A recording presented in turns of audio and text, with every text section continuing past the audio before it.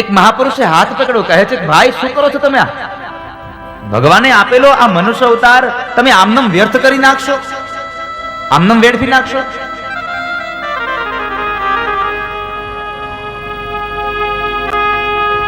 કેટલા જન્મો પછી આપણને મનુષ્ય અવતાર મળે છે, આમનામ વેડફી નાખશો? મોંઘા મૂલો અવતાર મળ્યો છે અને આત્મહત્યા કરવા? કોણ છો તમે? મહારાજ, મારું નામ આત્મદેવ છે અને હું જ્ઞાતિય બ્રાહ્મણ છું. અરે ભૂદેવ, દ્વિજ જ્ઞાતિમાં શ્રેષ્ઠ છો અને એમાંય તમે આત્મહત્યા કરવા આવ્યા?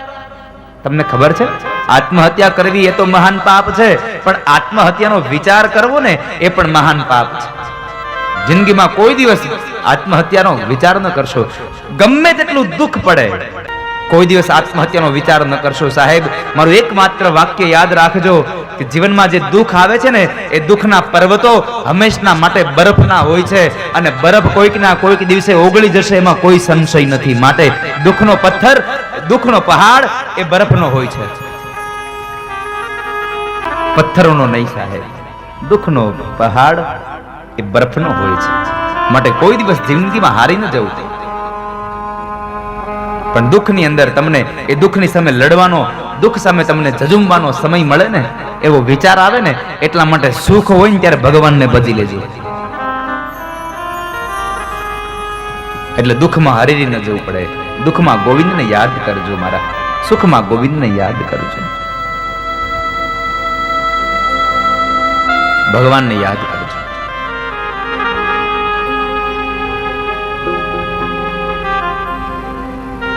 પ્રભુને યાદ કરજો બાપ.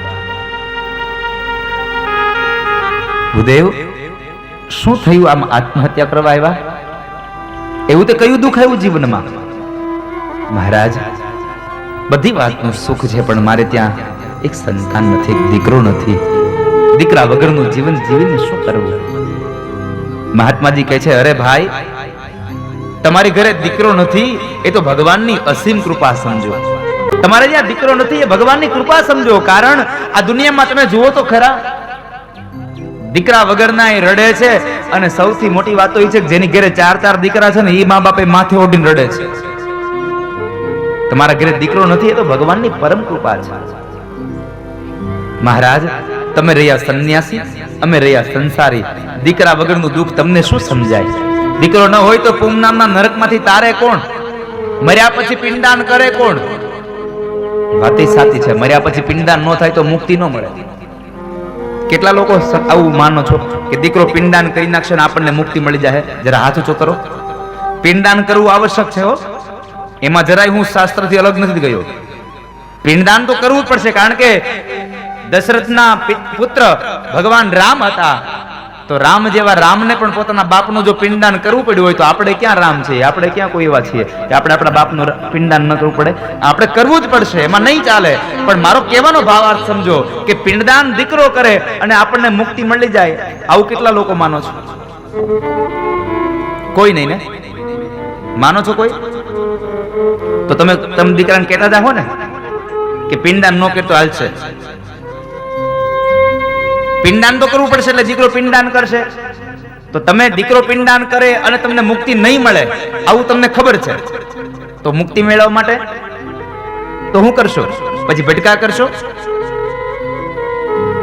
ભૂત થાઓ, જ્યાં ત્યાં જાંગરી વગાડશો, જ્યાં ત્યાં ધોળા કપડા પડીને નીકળશો? શું કરશો? અરે સાહેબ, દીકરો પિંડદાન કરે ન કરે એની અપેક્ષા છોડી દો. બસ એકમાત્ર યાદ રાખજો, ભગવાને પંચમહાભૂતનો આ મોટો પિંડ આપ્યો છે ને, આ પિંડ તમે તમારી જાતે જ ભગવાનના ચરણારવિંદમાં સમર્પિત કરીને જાઓ. પછી દીકરો પિંડદાન કરે ન કરે એની કોઈ અપેક્ષા ન રહે. તમારી જાતે જ ભગવાનના મુક્તિ મેળવો, તમારી જાતે જ તમે મુક્તિ મેળવી લો. ભગવાનના નામનો મહિમા ગાઈ લો. મહારાજ, ભૂદેવ દુખી ન થવામાં. અરે મહારાજ, દીકરા વગરનું જીવન શું જીવવું? આત્મદેવના કપાળમાં વાંચી અને સંત મહાપુરુષ કહે છે, અરે ભૂદેવ, આ એક જન્મે નહીં, તમારા ભાગમાં તો હાથ ભાવ સુધી દીકરા નથી. હે તો મને હવે મરવા દો, મને મરવા દો. પણ ભૂત દીકરાના નામનું ભૂત સવાર થયું છે આત્મદેવ ઉપર. મહાપુરુષ કહે છે લાતો કે ભૂત બાતો સે નહીં માનતે. ફળ તોડીને આપ્યું, લ્યો તમારી પત્નીને ખવડાવી દેજો. આત્મદેવ ઘરે આવ્યા છે, જોવે તો પત્ની અને એની બહેનપણી બે ઓરડામાં બેઠી બેઠી પારકી નિંદા કરે, લોક વાર્તા. ધુંધુલી નામની એની પત્ની છે. ગયા એટલે જંગલના ઝાડવાએ પ્રશ્ન કર્યો કે વેદવ્યાસ, શું કરો છો તમે? આ પુત્રની પાછળ તન્મય બન્યા, પાગલ બન્યા? અને આપણે એમ કહીએ કે હા, પુત્રની પાછળ પાગલ બન્યા. શા માટે? પુત્રમાં મોહ હતો એટલા માટે? ના. તો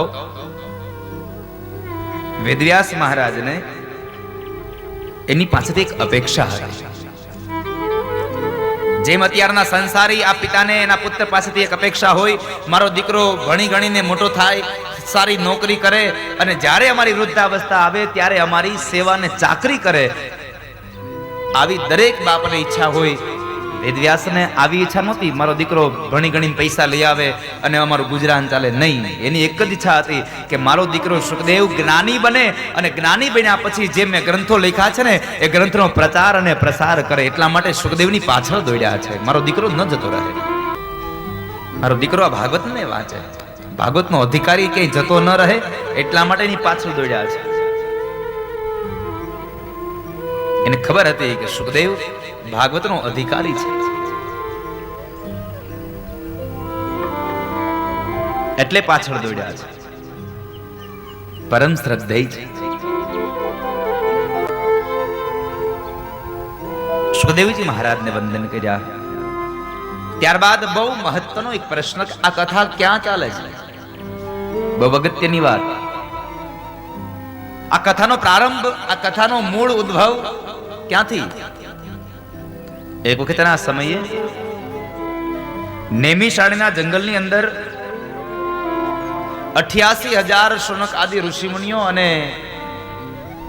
વેદવ્યાસના પરમ શિષ્ય સુત મહાપુરાણી જ્ઞાનની ચર્ચાઓ કરે છે. જ્ઞાન સત્ર ચાલે છે અને એ જ્ઞાન સત્રની અંદર જ્ઞાનની વાતો થઈ રહી છે. એ સત્રમાં જ્ઞાનની ચર્ચાઓ થઈ રહી. એમાંની અંદર શૌનકાદિક ઋષિમુનિઓ પ્રશ્ન કરીને કહે છે કે બાપજી,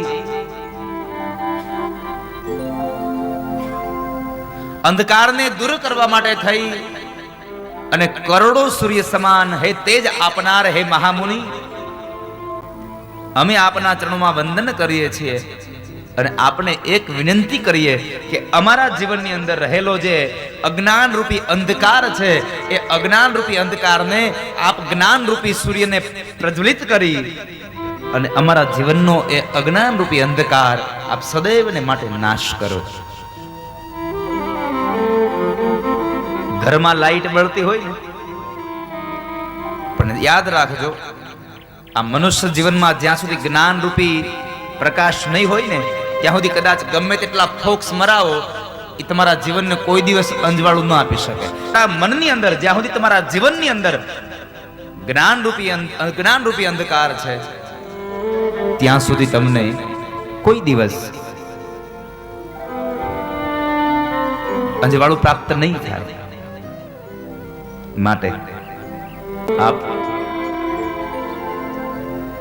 અમે આપણને પ્રાર્થના કરીએ છીએ કે આપ અમારા જીવનમાં પથરાયેલો જે અજ્ઞાન રૂપી અંધકાર છે એને જ્ઞાન રૂપી દીપ પ્રગટાવી અને હે મહામુનિ અમારા અંધકારને આપ દૂર કરો. આપ જેવા ગુરુ મળે, આપ જેવા ગુરુ પાસેથી જો અમને જ્ઞાન મળે તો અમારું અજ્ઞાન સદૈવને માટે દૂર થઈ જાય, અમારું અજ્ઞાન હટી જાય. માટે અમે આપણને પ્રાર્થના કરીએ છીએ. ગુરુમાં જે ગુ છે, ગકાર છે, એ સિદ્ધિને આપનારો છે સાહેબ, સિદ્ધિને પ્રદાન કરનારો એક શબ્દ.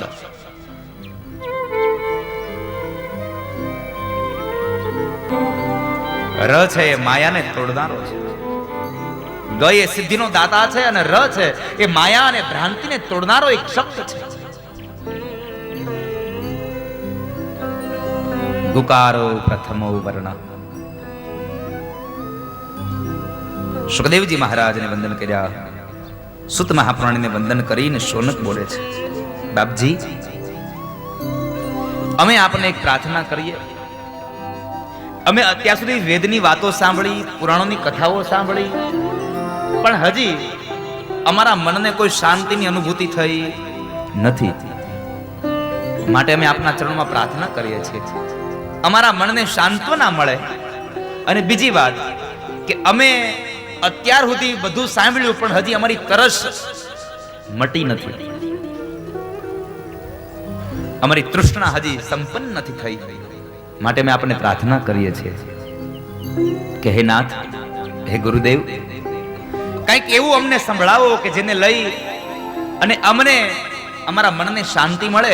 અને બીજી વાત કે તમે જે સંભળાવો એ સાંભળ્યા પછી બીજું કઈ સાંભળવાની કોઈ દી ઈચ્છા જ ન જાગે, એવું કંઈક અમને સંભળાવો.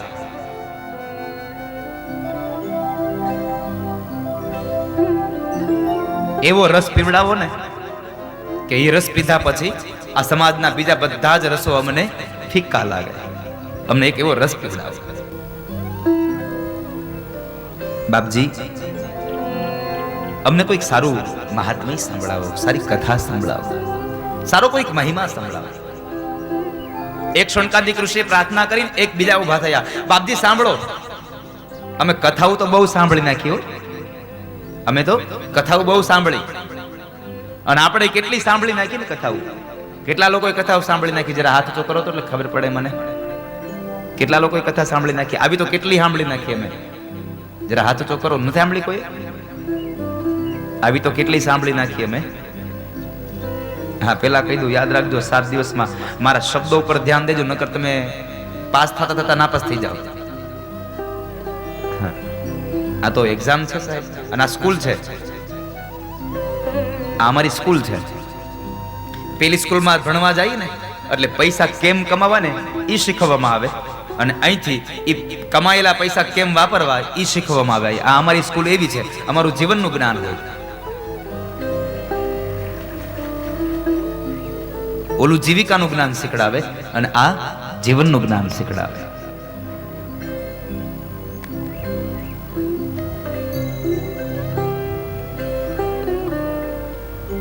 આવી તો કેટલી સાંભળી નાખી, અને આપણે એવું જ થયું છે. આપણે સાંભળી હોત તો ક્યાં વાંધો હતો, આપણે તો સાંભળી નાખી છે.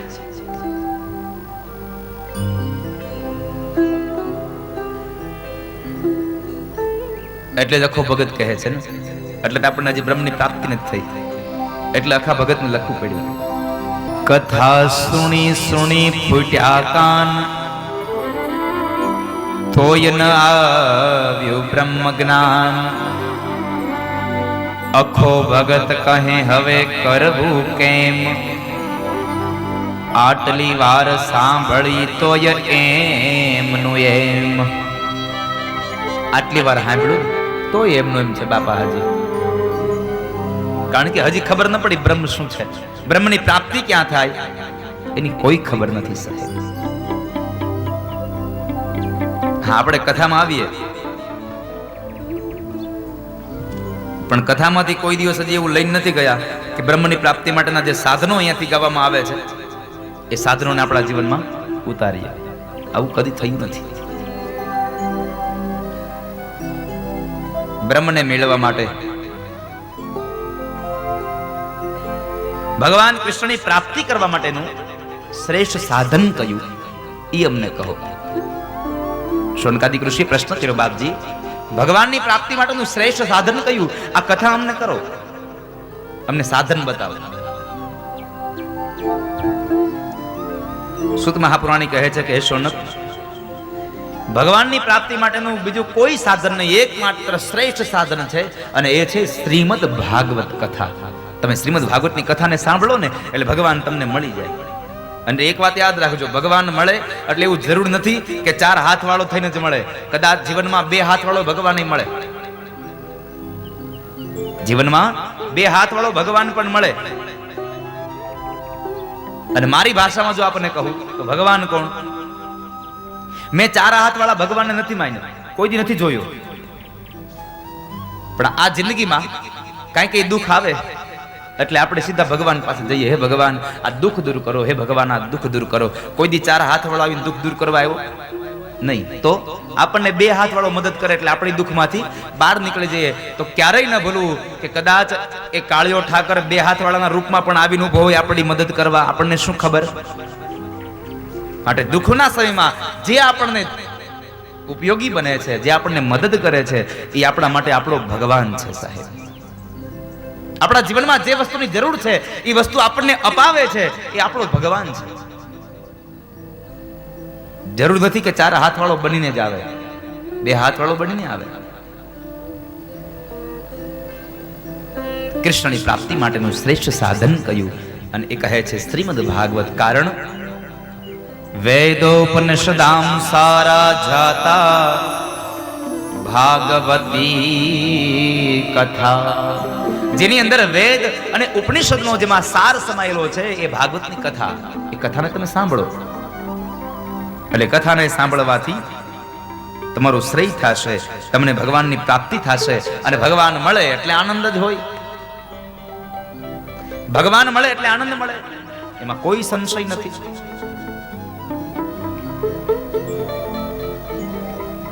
માટે તમે વેદ અને ઉપનિષદની કથાનો જે સાર છે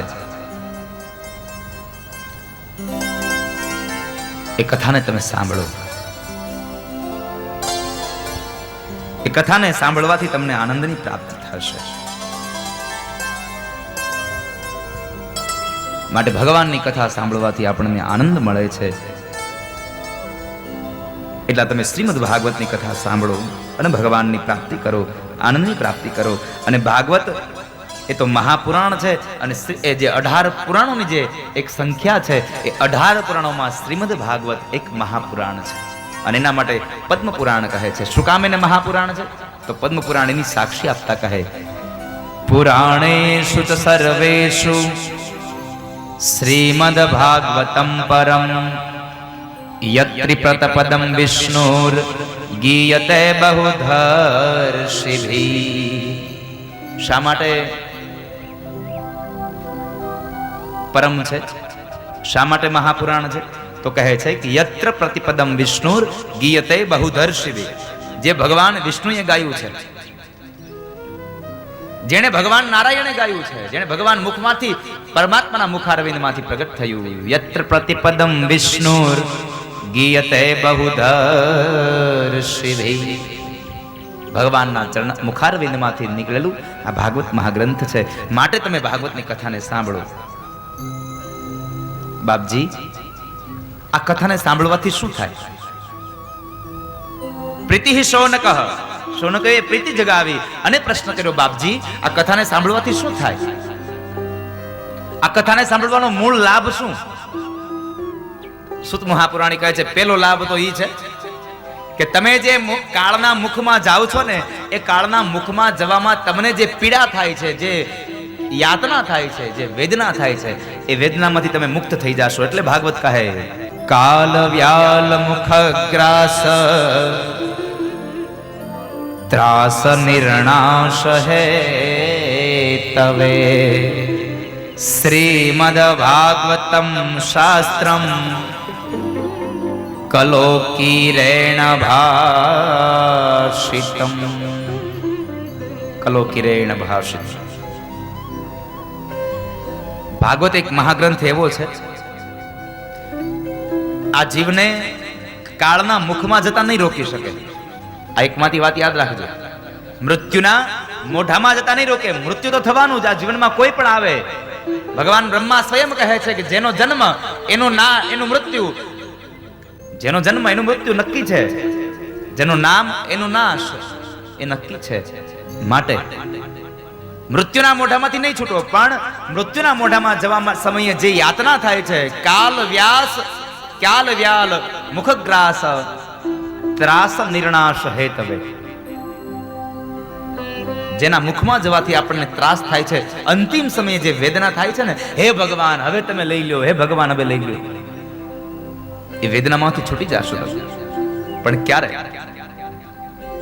શ્રીમદ ભાગવતને ગાશો તો કલો કિરેણ ભાષિતમ, કલો કિરેણ ભાષિતમ. કિરેણ કીર કેતા પોપટ, પોપટનું ગાયેલું જે ભાગવત છે એ ભાગવતને તમે શાસ્ત્રને સાંભળશો તો તમારો ઉદ્ધાર થશે. મરવાનું છે એમાં કોઈ એમાં ક્યારેય કોઈ પણ પ્રકારનો લવલેશ પણ શંકા નથી. એક પણ વખત ક્યારેય વિચાર ન કરવો હું નહીં મરું. ભગવાને અવતાર આપ્યો છે, મરવાનું છે નક્કી છે. અભિમાન ન કરશો કોઈ દિવસ.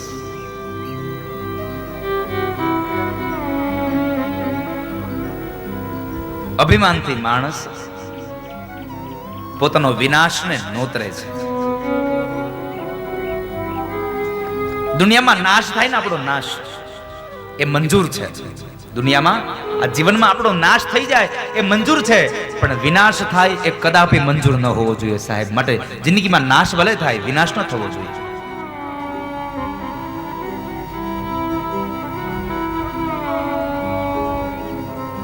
નાશ ભલે થાય પણ વિનાશ ન થાય એની કાળજી રાખજો. પરમાત્માએ આપણને જીવન આપ્યું છે, મરવાનું છે, એમાં કોઈ અહંકાર ન રાખશો. મરવું એ તો ભગવાન સુધી જવાની એક ભાવના છે સાહેબ. પરમાત્મા સુધી લઈ જનારું એક સાધન છે મૃત્યુ.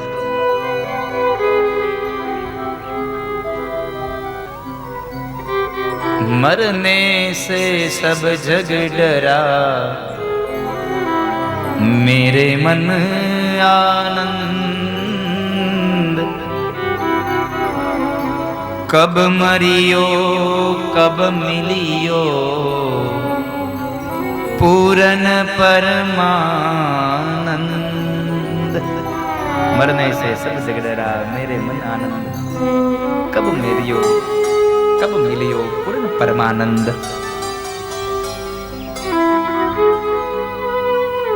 હવે તો મારે ક્યાં બોલવું છે, એ બોલાવશે.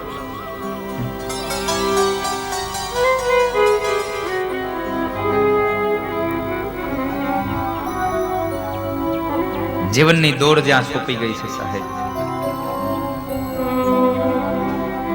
જીવનનો એક માત્ર મંત્ર બની ગયો, બસ કૃષ્ણ તું હિ તું. તો પછી શા માટે ચિંતા કરીએ આપણે? શું કામે ચિંતા કરવી જોઈએ? મરને સે સબ જગ ડરા મેરે મન આનંદ. કબ મરિયો કબ મિલિયો પૂર્ણ પરમાનંદ. જેમાંથી આનંદ મળે છે, ક્યારે મળશો એને?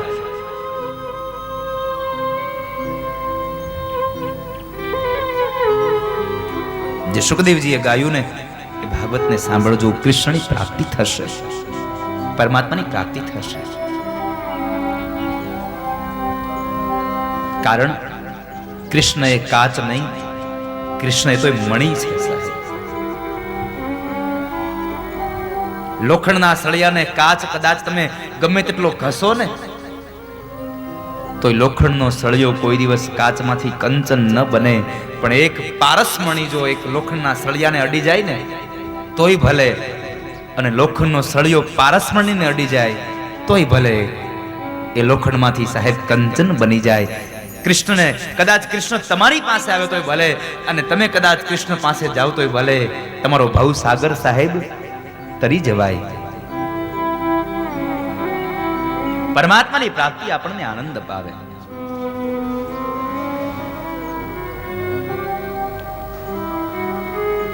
બાપજી, અમે આ કથા સાંભળવા ક્યાં જઈએ?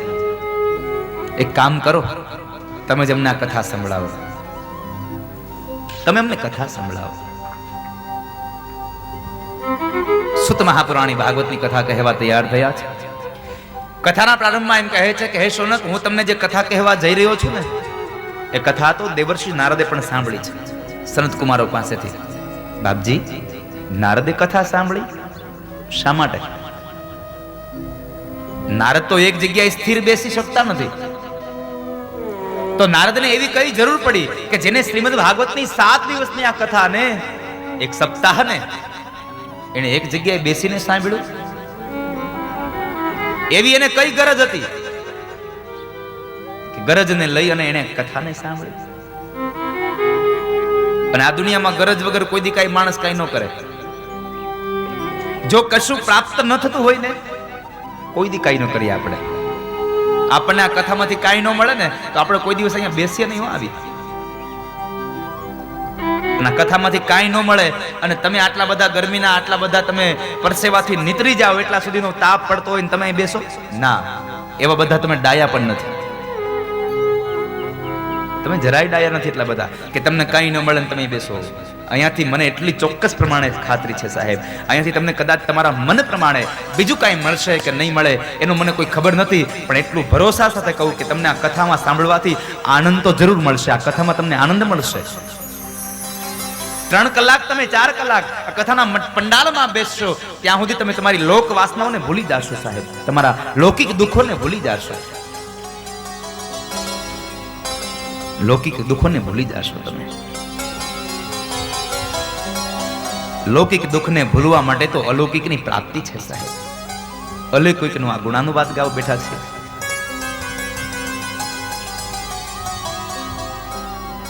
લૌકિક વાસનાઓમાંથી મુક્ત થવા માટેનો એકમાત્ર ઉપાય બાપજી આપ અમને કથા સંભળાવો. પણ અમને એ કહો બાપજી કે તમે આ નારદે શું કામ કથા સાંભળી? એને એવી કઈ ગરજ હતી? એને એવી કઈ જરૂરિયાત? ગરજ વગરનું કોઈ દિવસ કઈ કામ ન હોય. અજગર કરે ન ચાકરી, પંછી કરે ન કામ. કોઈ દી અજગર કોઈની ચાકરી ન કરે, પણ જરૂર પડે એટલે માણસ બધું કરે. માટે અમે આપને પ્રાર્થના કરીએ છીએ, હે નાથ, હે ગુરુદેવ, અમને બતાવો શા માટે નારદે કથા સાંભળે. સાંભળો સોનક, બહુ સરસ મજાનો અહીંયા એક વૃત્તાંત છે, નારદનો વૃત્તાંત, નારદની કથા છે. બહુ મજાનો આ દિવ્ય પ્રસંગ.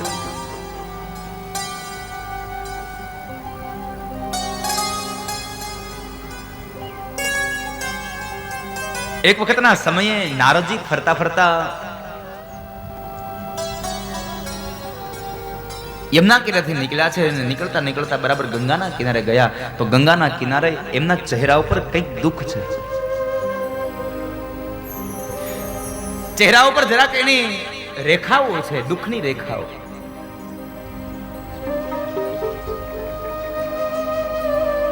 દુઃખની રેખાઓને જો આમ લઈ અને નારદ ગંગાના કિનારે નીકળ્યા છે.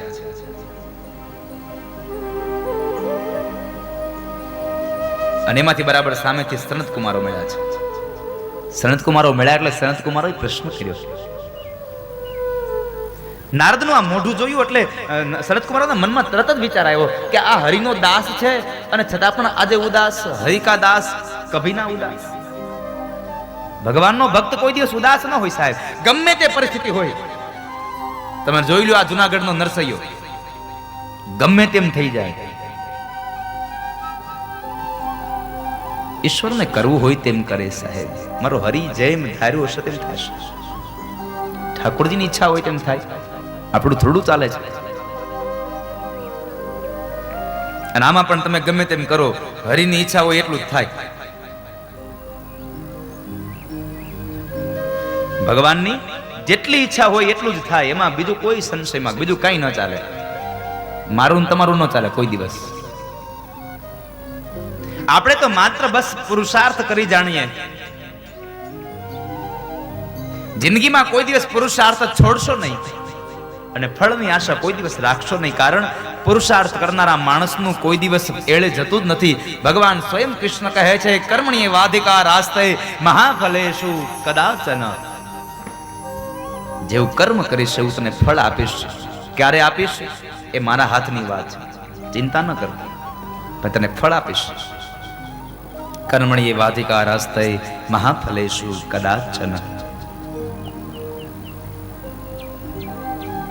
નારદજીનું આ ગરીબડું મોઢું જોઈ અને સનત કુમારો પ્રશ્ન કરે, કથમ બ્રહ્મદીન મુખ કુત ચિંતાતુરો ભવાન ત્વરિતમ ગમ્યતે કુત્ર કુતશ્ચાગમનમ તવ. નારદ, શું થયું? કેમ તમારા ચહેરા ઉપર તમે ઉદાસ છો? શું થયું છે? ભગવાનનું નામ લેનારો માણસ આજે ઉદાસ? આવું તે શું થયું? નારદ કહે છે, સત્યમ નાસ્તિ તપઃ શોચમ દયાદાનમ ન વિદ્યતે. સનત કુમારો, આ દુનિયામાં સત્ય નથી રહ્યું, આ દુનિયામાં કોઈ તપ નથી રહ્યું, આ દુનિયામાં કોઈ દયા જેવો કોઈ ધર્મ નથી રહ્યો, નથી કોઈ દાન રહ્યું. અરે પણ નારદ, શું થયું? પેલા કહે તો ખરા. આ નથી સત્ય રહ્યું, નથી દયા નહીં, નથી તપ રહ્યું, પણ થયું શું? મૂળ કારણ તો બતાવો. નારદ કહે છે, સાંભળો, હું કલીના પ્રભાવની એક કથા કહું.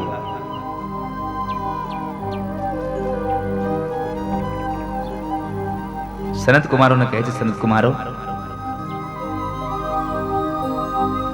મારા જીવનનો એક પ્રસંગ બન્યો આજે. મારું મન ઉદાસ થયું ને, એનું મૂળ કારણ એ છે.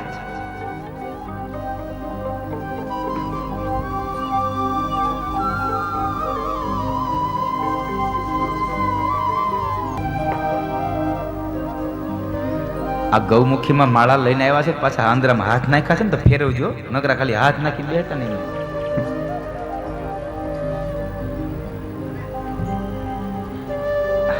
માળા ફેરવજો, આવડે તો છે ને? જેમ ફાવે એમ જો ફેરવે ને, ઉલટા સુલટા વાવો બીજ, ગમે તેમ લ્યો પણ નામ લેજો સાહેબ. નારદ, શું થયું?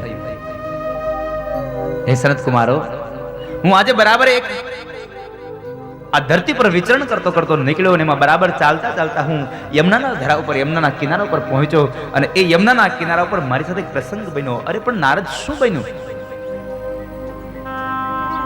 નારદજી ફરતા ફરતા યમુનાના કિનારેથી નીકળ્યા છે અને એ સમય બરાબર યમુનાના કિનારે એક યુવાન સ્ત્રી બેઠી છે અને ગોદની અંદર બે વૃદ્ધ પુરુષોના મસ્તક લઈને બેઠેલી એ યુવાન સ્ત્રી નારદજી આમ નીકળ્યા છે એટલે નારદનો વેશ જોઈ અને સ્ત્રીને થયું, કદાચ આ સાધુ લાગે છે, કોઈ મહાપુરુષ લાગે છે, કોઈ સંત છે.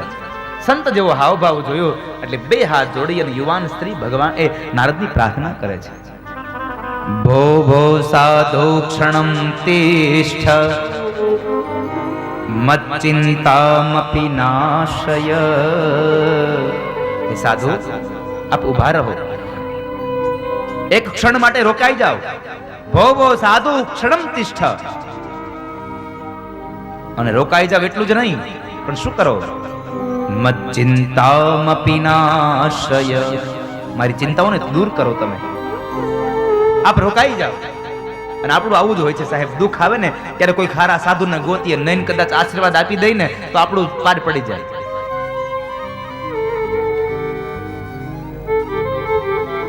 સ્ત્રીએ પ્રાર્થના કરી એટલે એ મહાપુરુષ એ નારદ ઉભા રહ્યા છે.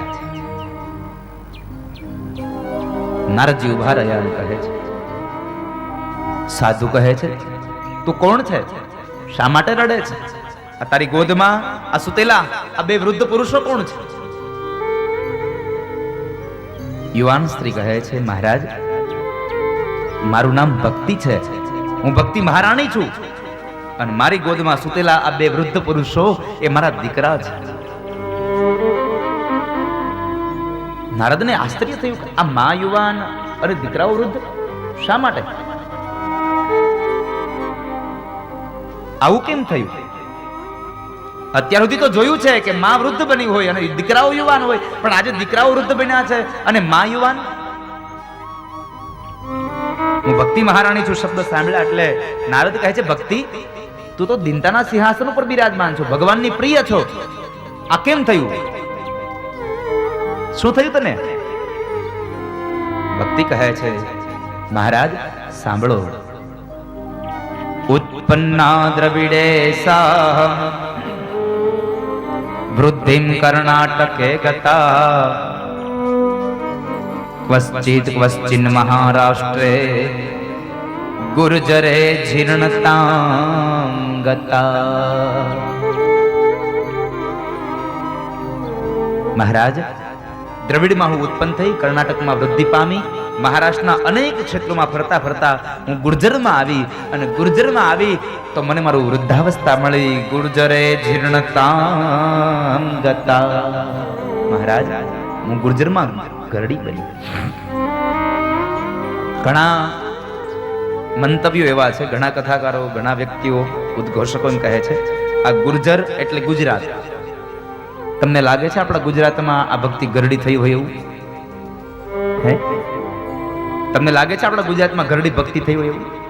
અરે સાહેબ, ગુજરાતમાં ગરડી ભક્તિ થઈ, આ ભક્તિ જો ગરડી થઈ ગઈ હોય ને તો આ દ્વારકાની ધરતીમાં એક મહિનામાં 72 કથાઓ ન થતી હોય. સાહેબ, આ તો ધરતી હવે થનગને છે. અરે આઈની ક્યાં કરો છો? હરિદ્વારમાં તો મેં સાંભળ્યું ત્યાં સુધીમાં 400 કથાઓ છે. કેટલી? 400 કથાઓ. એક જણો તો મને કહેતો હતો કે ત્યાં તો રેલવે સ્ટેશનમાં કથા હાલે, એનું ગ્રાઉન્ડ ભાડે રાખેલું છે. બોલો, વિચાર કરો તમે, કેટલી ભક્તિ થનગને છે. સારું થયું લાવ આપણે પુરુષોત્તમ માસમાં ત્યાં ન ગયા. કરત હું આપણે જઈને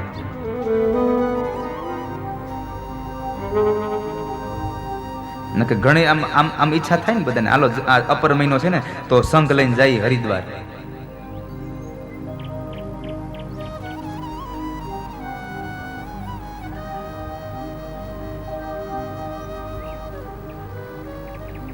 ગુર્જરમાં, આ ગુજરાતની અંદર ક્યારેય ભક્તિ ગરડી ન થાય. આ ગુર્જર એટલે પંજાબનું એક ક્ષેત્ર છે.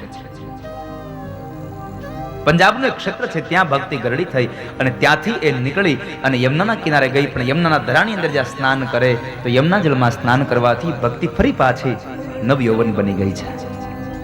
પણ એના જે બે દીકરાઓ છે વૃદ્ધના વૃદ્ધ રહ્યા અને એની ગોદમાં આળસ મરડીને સૂઈ ગયા. એટલે ભક્તિ કહે છે, બાપજી, હે મહાપુરુષ, તમે મારા બે દીકરાને જગાડો.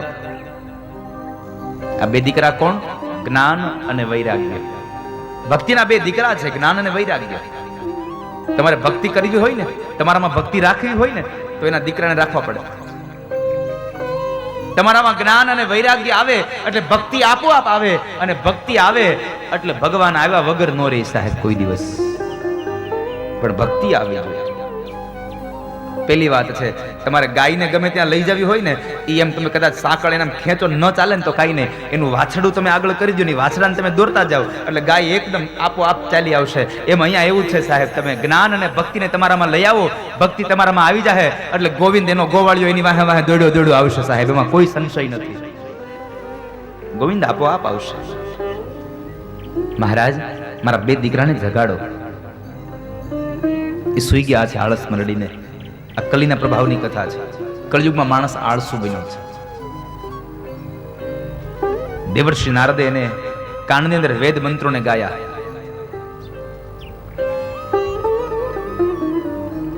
વેદ મંત્રોને સંભળાવ્યા એટલે જ્ઞાન અને વૈરાગ્યભાઈ જાગૃત થયા. પણ થોડી વાર થઈ ને, નારદ બીજું કઈ બોલે ન બોલે ત્યાર પેલા વળી પાછા આળસ મરડીને સુઈ ગયા. આળસ મરડી અને સુઈ ગયા. નારદજી આશ્ચર્ય પામી ગયા. મેં વેદના મંત્રો જેના મનમાં ગાયા અને વેદ મંત્રોથી માણસ નો જાગે તો હવે મારે કરવું હું?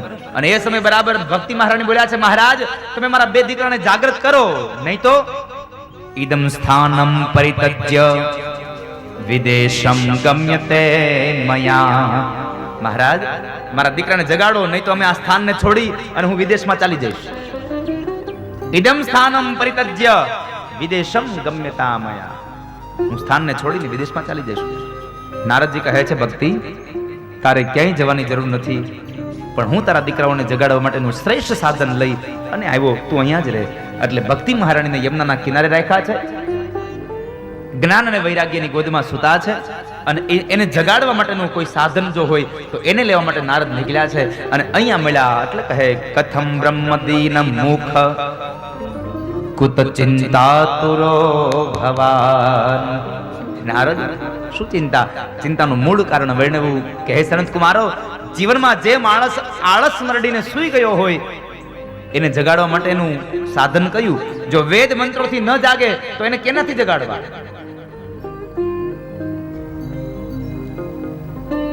અને હું જે જગાડવાની વાત કરું છું, પથારીમાં સુતેલા માણસને જગાડવાની વાત નથી કરતો. પથારીમાં સુતેલા માણસની બાજુમાં તમે ભાગવત વાંચો તો ઉભો ન થાય, એની માથે એક ડોલ ભરીને પાણી નાખવું પડે તો ઉભો થાય. અહીંયા તો જે માણસ વિચારોથી સૂઈ ગયો છે, જે માણસ ધર્મથી સૂઈ ગયો છે, જે માણસ જીવનમાં સૂઈ ગયો છે, એ માણસને જગાડવાની વાત છે.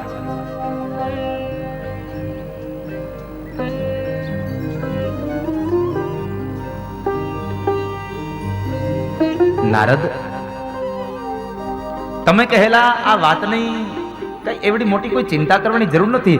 આ દુનિયામાં કળિયુગમાં જે માણસ આળસ મરડીને સૂઈ ગયો હોય એને જગાડવા માટે વેદ ન હોય તો કાંઈ નહીં, એને જગાડવા માટે વેદનો સાર જેમાં ભર્યો છે એ ભાગવત તમે સંભળાવો એટલે માણસ જાગી જાય. તમે એને ભાગવત સંભળાવો.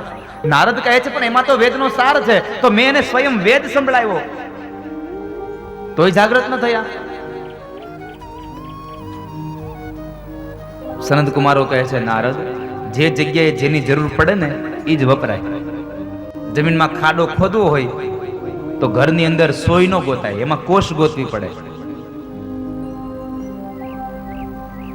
વેદોનો સાર જેમાં ભર્યો છે ભાગવત તમે સંભળાવો, ભાગવતની કથા ને કહો.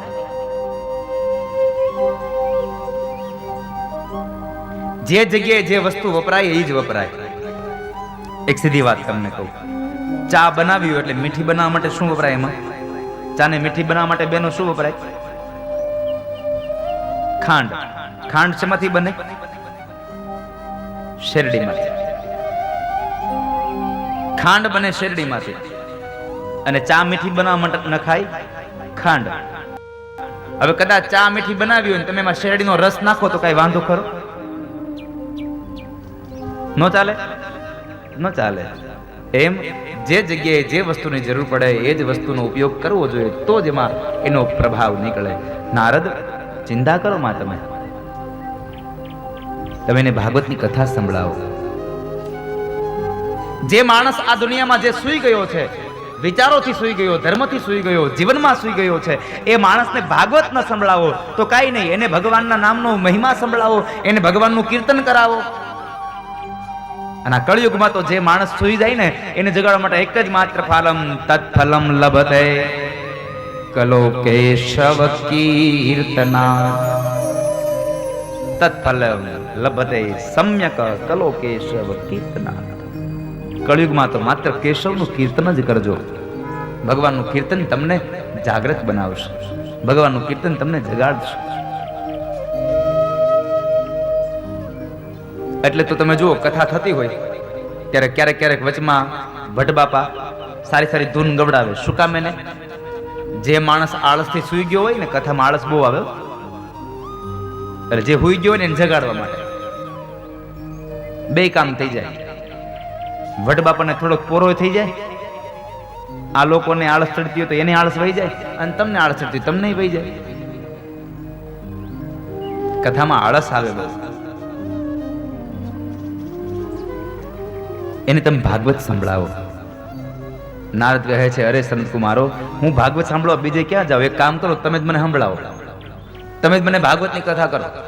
અને એ સમયે સંત કુમારો ગંગાના કિનારે ભાગવતની કથાનો આરંભ કરે, ભાગવતથી સત્સંગ મળે, એ સત્સંગનો મહિમા ગાય, સત્સંગનો મહિમા ગાય છે. અને સત્સંગનો મહિમા બહુ છે આ જીવનમાં. હો સાહેબ, ભાગ્ય વગર સત્સંગ ન મળે. એટલે શ્રીમદ ભાગવતનું મહાત્મ્ય એમ કહે છે, ભાગ્યોદયેન બહુ જન્મ સમર્જિતેન સત્સંગ મંચ લભતે પુરુષો યદાવે. સત્સંગ તો જેના ભાગ્યમાં હોય એને જ મળે. બાકી તો હજી આપણને એમ થાય કે આજ કથાનો પહેલો દિવસ છે, હજી આજ નહીં, જેથી નંદ ઉત્સવ હોય ને તેથી જવું છે. આપણે નક્કી કર્યું હોય, આજ નહીં, હજી તો કથા આ તો રગડ ધગડ હોય. એટલે રગડ ધગડ અમે નહીં, રગડ ધગડ તું છો એટલે તું નથી આવ્યો કથામાં. અમે નહીં, રગડ ધગડ તું છો એટલે તું નથી આવ્યો કથામાં. તું અમને રગડ ધગડ શું કામ બનાવીશું કારણ વગરનો? રગડ ધગડ તો તું હશે. ઘણા લોકો એવું નક્કી કર્યું હોય, અમારે નંદ ઉત્સવના દિવસે જવું પડે. ભાગમાં ન હોય તો નંદ ઉત્સવના દિવસે આવી ન ગઈ, શું થાય? અહીંયા નંદ ઉત્સવ આવે ને એની ઘેર મહેમાન આવે, એટલે અહીં ન આવે, એ ઘેરે રહે.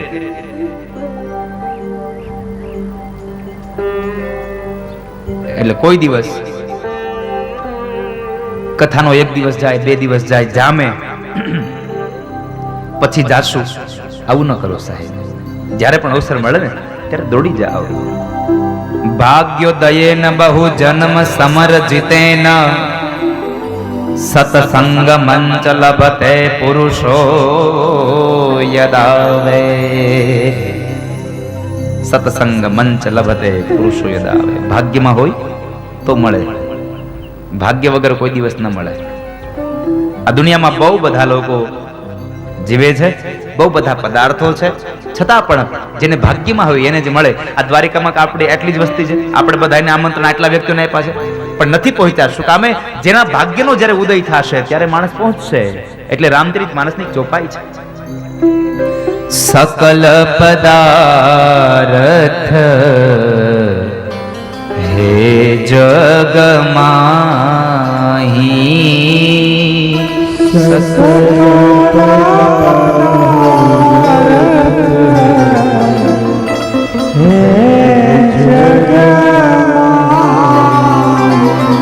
ભાગ્ય વિના નર પાવત નાહી.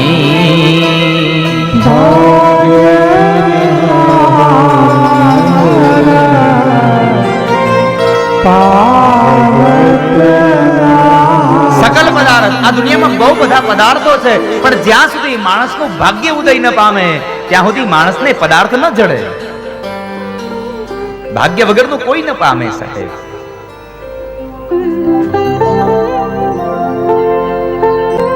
સત્સંગનો પ્રારંભ થયો અને સત્સંગના પ્રારંભની અંદર શ્રીમદ ભાગવતે ભગવાનનું વાંગમય સ્વરૂપ છે, કથા બતાવી અને કહે છે આ ભાગવતના જ્ઞાન યજ્ઞનો પ્રારંભ થયો, જેની અંદર ભક્તિ, જ્ઞાન અને વૈરાગ્યથી ભરેલો એક ગ્રંથ છે. ભક્તિ જ્ઞાન વિરાગાણામ સ્થાપનાર્થમ પ્રયત્નતઃ. ભક્તિ અને જ્ઞાનનો જેમાં સમન્વય છે, વૈરાગ્ય જેમાં સમાયેલું છે, એની આ ગાથા છે. ભાગવતનું મહાત્મ્ય કેટલું છે ખબર છે? ભાગવતની કથાને સાંભળનારો માણસ મુક્તિને ગોતવા ન જઈ શકે. તો જે માણસ ભાગવતની કથાને સાંભળે ને એને મુક્તિ પોતે ગોતતી ગોતતી આવે છે. ક્યાં ગયો ભાગવતની કથા સાંભળનારો માણસ? માટે ભાગવતની કથા સાંભળજો, મુક્તિને ગોતવાની જરૂર નહીં પડે, મુક્તિ તમને ગોતશે. એટલા માટે કીધું અથ તે વર્ણ્યતે સ્માભી મહિમા શુક શાસ્ત્રજઃ યસ્ય શ્રવણ માત્રેણ મુક્તિ કરતલે સ્થિતા. યસ્યા શ્રવણ માત્રેણ મુક્તિ કરતલે સ્થિતા. ભાગવતને સાંભળવાથી તમને મુક્તિ હાથમાં મળી જાય. મુક્તિ કરતલે સ્થિતા. મોક્ષ તમને હાથમાં મળી જાય.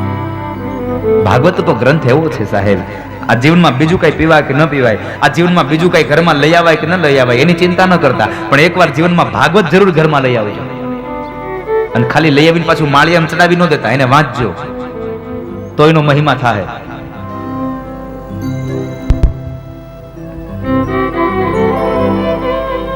રસોઈ ગમે તેટલી સારી બનાવો, આમ હામે પડ્યું ખબર પડે આ કેટલી સ્વાદમાં હારી હશે, એ તો ચાખો તો ખબર પડે કેટલો સ્વાદ છે.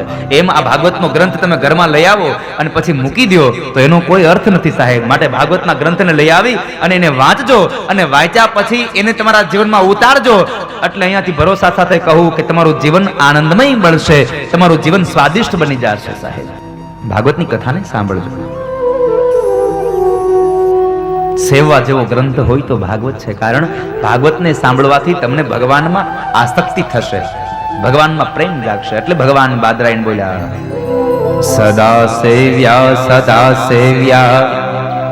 શ્રીમદ ભાગવતી કથા યસ્યાહ શ્રવણ માત્રેણ હરિશ્ચિત્તમ સમાશ્રયેત.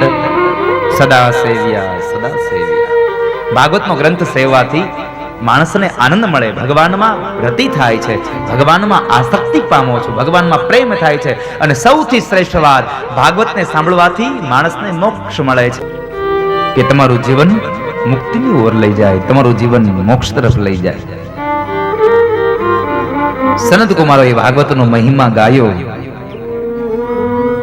અને એ જ્યારે એ મહિમા ગાયો, મહિમાનો અવાજ જ્યાં યમુનાના કિનારે ગયો ને, તો યમુનાના કિનારે જ્ઞાન અને વૈરાગ્યના કાનની અંદર, ભક્તિના આ બે દીકરાઓના કાનની અંદર જ્યારે આ ભાગવતના બે શબ્દોનો અવાજ ગયો અને અવાજ જતાની સાથે જ્ઞાન અને વૈરાગ્ય બે જાગૃત તો થયા, પણ એ જ સમયે ભક્તિ મહારાણી જ્ઞાન અને વૈરાગ્યને સાથે લઈ અને નીકળ્યા છે અને ગંગાના કિનારે આવ્યા. જે જગ્યાએ ભાગવતનો મહિમા સંભળાવાય છે ત્યાં આગળ આવી અને જ્ઞાન, વૈરાગ્ય અને ભક્તિ સહિત તમામના મનની અંદર વસી ગયા. એટલે ભગવાનની પ્રાપ્તિ થવાનો કોઈ હવે શંકા નથી સાહેબ. ભગવાનની પ્રાપ્તિ થવામાં કોઈ તમને બાધા નહીં મળે. કારણ જે જગ્યાએ ભગવાનની ભક્તિ હોય ને, જ્યાં ભગવાનના ગુણાનુવાદ ગવાતા હોય, જ્યાં ભાગવત હોય ત્યાં ભગવાન હોય છે. ભાગવત હોય ત્યાં ભગવાન હોય. કારણ ભગવાન સ્વયં નારાયણ નારદને કહે છે, નારદ જ્યાં ભાગવત હોય, જ્યાં ભક્તિ હોય ત્યાં હું રહું છું, બીજે કઈ રહેતો નથી.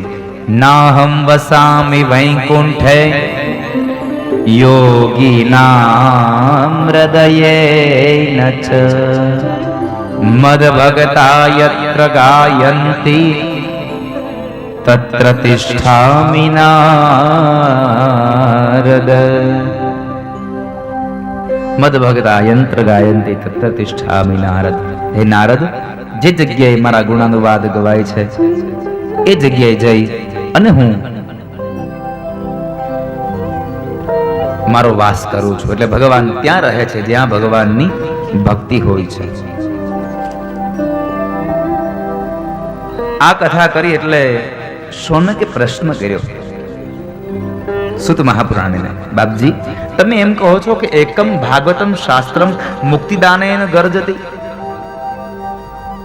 મર્યા પછી માણસને મોક્ષ આપે આ કથા? હા, કેમ નહીં. આ દુનિયામાં મર્યા પછી પણ જેને મોક્ષ નથી મળ્યો એને મોક્ષ પામવા માટેનું જો કોઈ શ્રેષ્ઠ સાધન હોય તો એ શ્રીમદ ભાગવત છે. બાપજી તમારી પાસે એવો કોઈ પુરાવો ખરો કે આ કથા કરવાથી મરેલાને મોક્ષ મળે? જોજો આ કળિયુગનો માણસ ભગવાન પાસે પુરાવો માંગે છે. અને નારદે ભગવાનને કીધું તું પ્રભુ તમે મને પેલા પુરાવો આપો, આનો ફાયદો હું, નકર કોઈ કઈ નહીં કરે. અહીંયા શૌનકાદિક ઋષિમુનિએ પુરાવો માંગ્યો અને નારદે સ્કંદ પુરાણની અંદર એક કથા છે જે સત્યનારાયણ વ્રત કથા, એ સત્યનારાયણની વ્રત કથામાં એક પુરાવો માંગ્યો છે. શું કહ્યું ભગવાને? નારદ, જે દુનિયામાં દુખી માણસ છે એને કયો સત્યનારાયણનું વ્રત કરે એટલે બધું પાર પડશે. સત્યનારાયણનું વ્રત કરવાનું કયો? નારદે પ્રશ્ન કર્યો. પ્રભુ વ્રત કરવાનું કહો છો પણ આ કળયુગનો સમય આવે છે, કોઈને ભરોસો નહીં બેસે, એટલા માટે મારા એક વાતનો જવાબ આપો. શું? કિમ ફલમ કિમ વિધાનમ ચ કૃતમ કૈનૈવ તદ્વ્રતમ. મહારાજ મને એ જવાબ આપો કે આ વ્રત કરવાથી શું ફળ મળે? આ વ્રતનો મહિમા મને એવો બતાવો કે આનો વ્રતનો મહિમા કરવાથી, આ વ્રત કરવાથી શું ફળ પડે? નકર માણસ નહીં કરે. હવે જો વિચાર કરો 5000 ની સત્યનારાયણની કથા ન કરતો હોય તો આ 50 લાખની કથા તો ક્યાંથી કરે? સીધી વાત છે.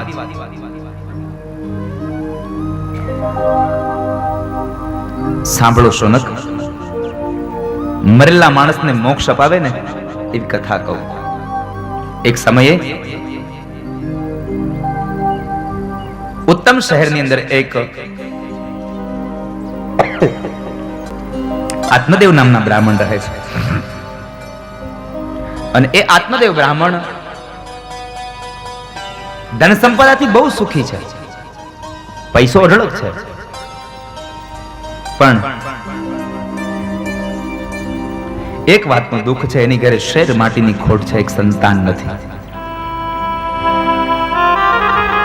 એના ઘરે સંતાન નથી. એટલે એક વખતના સમય તમામ સંપદાને છોડી અને આત્મદેવ બ્રાહ્મણ ઘરનો ત્યાગ કરી જંગલના માર્ગે આત્મહત્યા કરવા જાય છે. ત્યાં એક મહાપુરુષ છે, એનો હાથ ચાલ્યો છે. બહુ દિવ્ય કથા છે.